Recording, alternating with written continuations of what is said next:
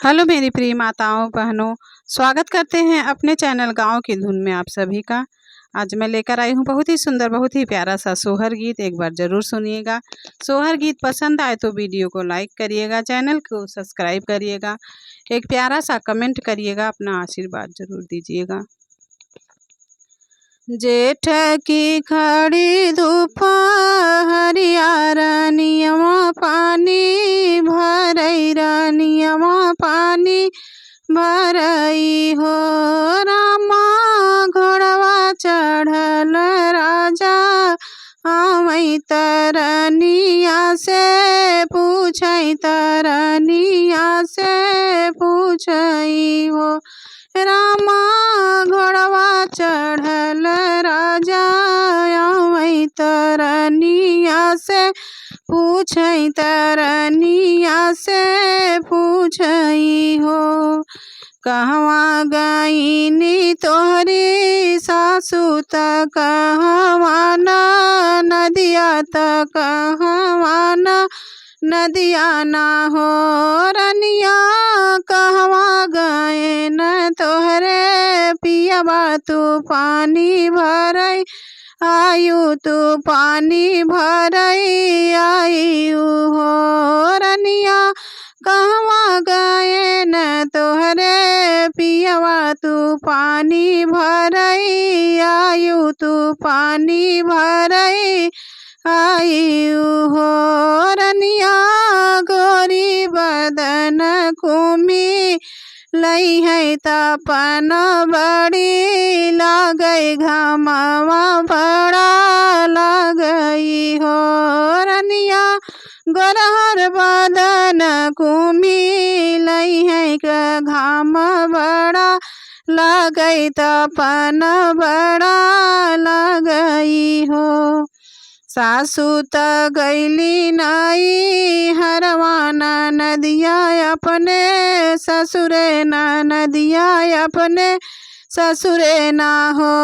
राजा पियवा त गए पर देसवा, मैं पानी भरई आए, मैं पानी भरई आए ना हो। राजा पियवा त गए पर देसवा, मैं पानी भरई आए, मैं पानी भरई आए ना हो।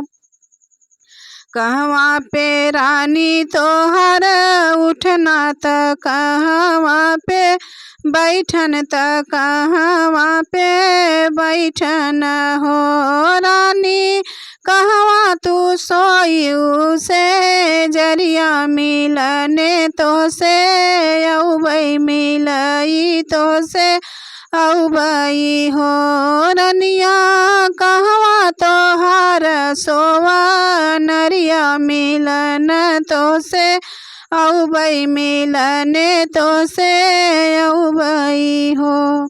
अंगना में राजा हमार उठना, डेहरिया पे बैठन, डेहरिया पे बैठन हो। राजा रंगी महल हम सोए, तू कैसे मिलई औब, तू कैसे मिलई औब ना हो। राजा सोयऊ मैं रंगी महलिया, तू कैसे मिलई औब, तू कैसे मिलई औब ना हो।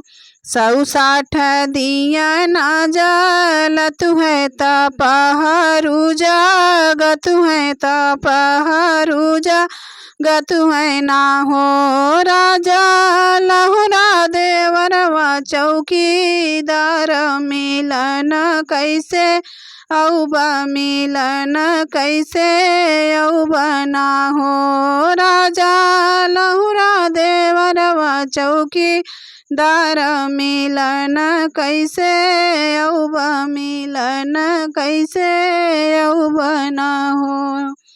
160 दिया ना बुझौबै पहरुआ सो, औबै पहरुआ सो वही हो रनिया लहुरा देवर मोरा भैया मिलन तो से औबई मिलने तो से औबई हो राजा लहुरा देवर सग भैया मिलन तो से औबई मिलन तो से औबई हो जेठ की तापी दोपहरिया रानियवा पानी भरई रानियवा पानी भरई हो रामा घोड़वा चढ़ल राजा मई तरनिया से पूछई तरनिया से पूछई हो।